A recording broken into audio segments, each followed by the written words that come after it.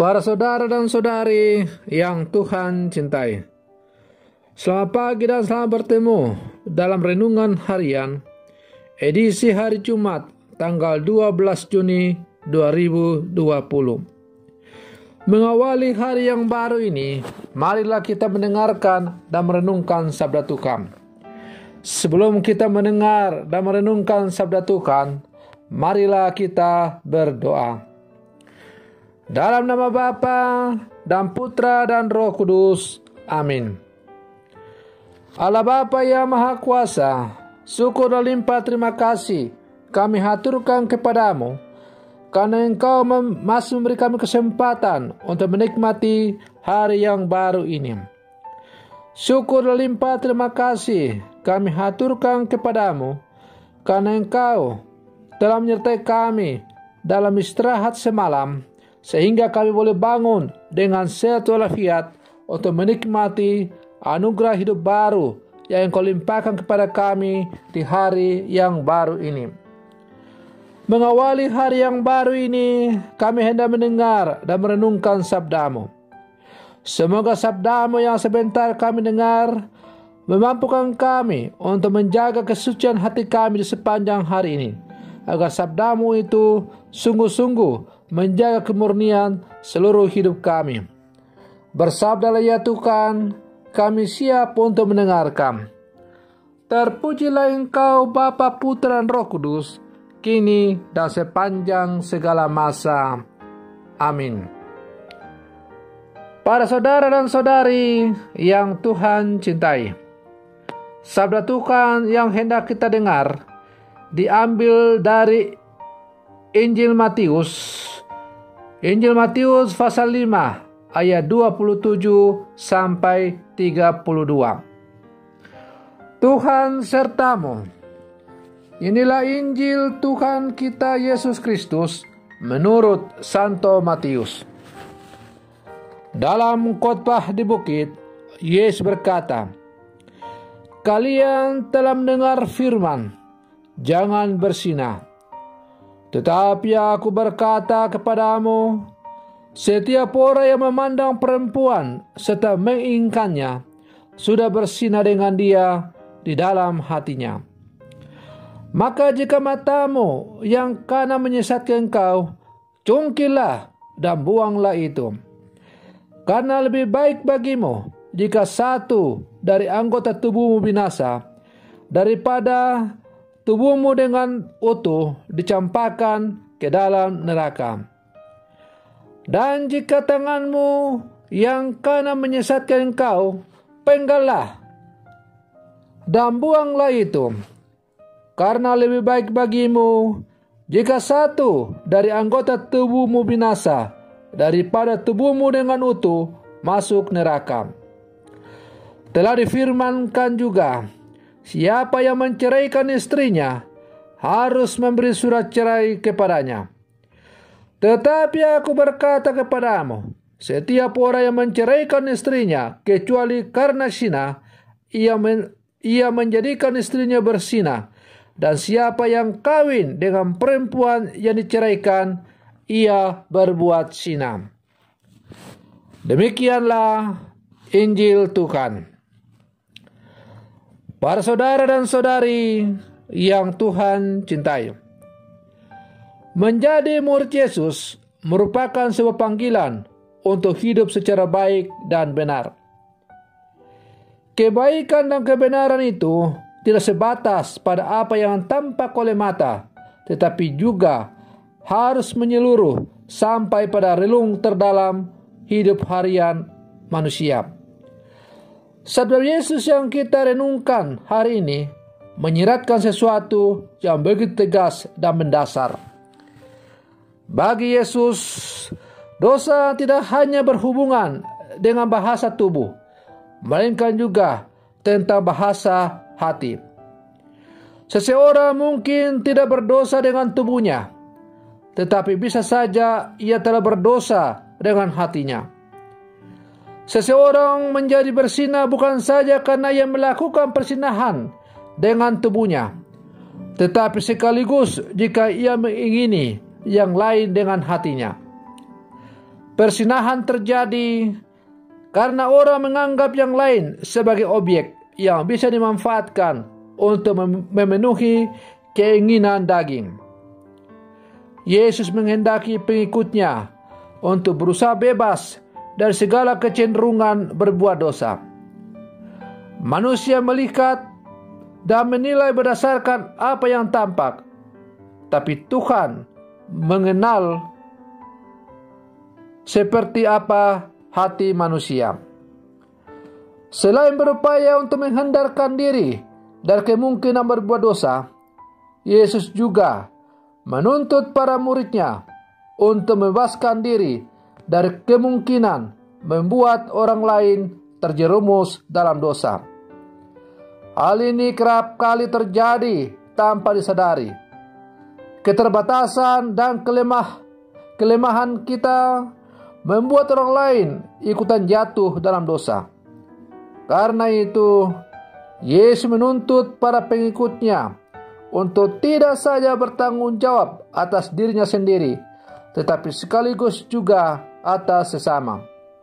Ia harus berupaya untuk tidak jatuh dalam dosa dan sekaligus tidak menjatuhkan orang lain ke dalam dosa. Para saudara dan saudari yang Tuhan cintai,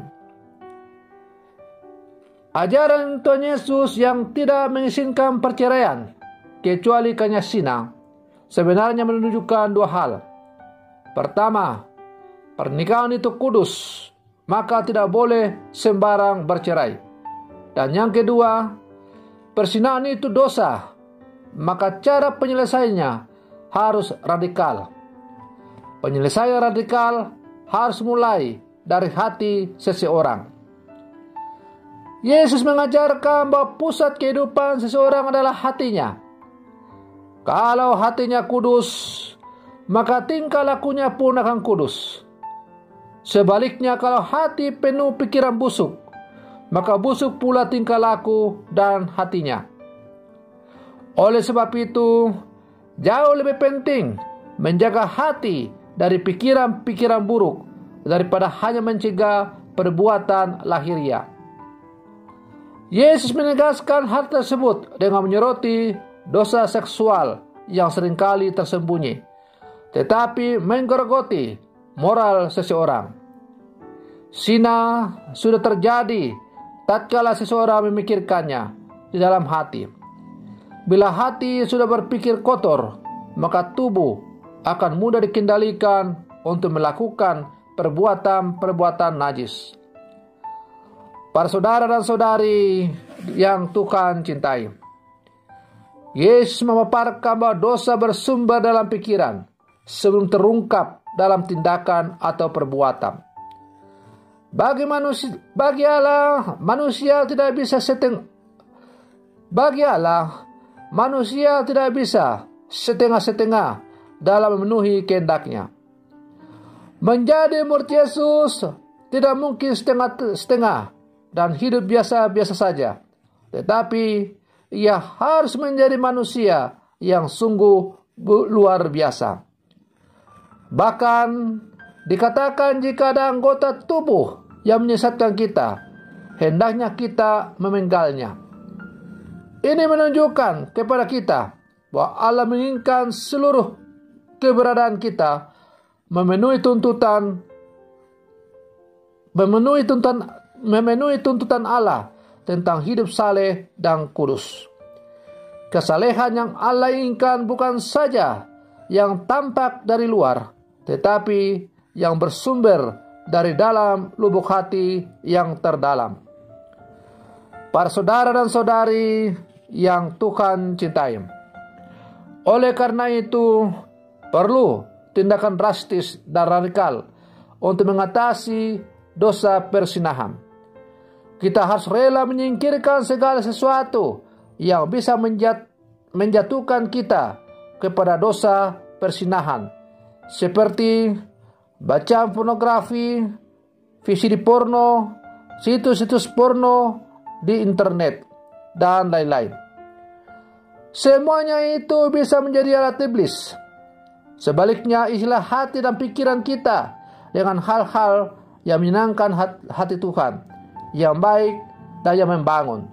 Seperti rajin berdoa, membaca firman Tuhan, terlibat dalam pelbagai kegiatan-kegiatan gereja, terlibat dalam kegiatan-kegiatan aksi sosial, dan sebagainya. Para saudara dan saudari yang Tuhan cintai, kita yang hidup di zaman sekarang adalah murid-murid yang dipanggil oleh karena belas kasih Allah. Kita dicintai Allah, maka kita dipanggil untuk menjadi murid-muridnya. Maka berbahagialah kita, karena kita telah dipanggil untuk menjadi murid-murid Yesus. Seperti yang dikatakannya sendiri, bukan kamu yang memilih aku, tetapi akulah yang memilih kamu. Maka hidup dan panggilan orang Katolik di zaman sekarang adalah hidup dan panggilan untuk dipanggil menjadi orang kudus, menjadi orang saleh, dengan melaksanakan segala perintah-perintah Tuhan. Hendaklah dalam seluruh kehidupan kita selalu menjaga kekudusan hati, kekudusan pikiran, dan kekudusan seluruh kehidupan kita.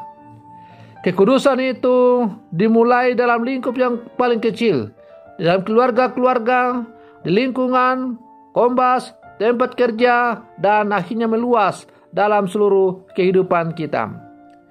Hendaklah orang-orang Katolik menampilkan contoh moral yang baik dimanapun ia berada dalam seluruh kehidupannya, supaya orang-orang bisa melihat bahwa orang Katolik memang berbeda dengan yang lain. Menjadi orang Katolik tidak bisa hanya setengah-setengah atau yang biasa-biasa saja, tetapi harus menjadi orang yang radikal. Artinya, kekatolikan kita harus mampu mengubah seluruh hidup kita menjadi hidup yang semakin sesuai dengan kehendak Allah. Atau dengan kata lain, hendaklah kekatolikan kita sungguh menjadikan kita untuk menjadi alter Kristus di zaman sekarang, menampakkan Kristus sebagai Kristus yang lain dalam kehidupan kita.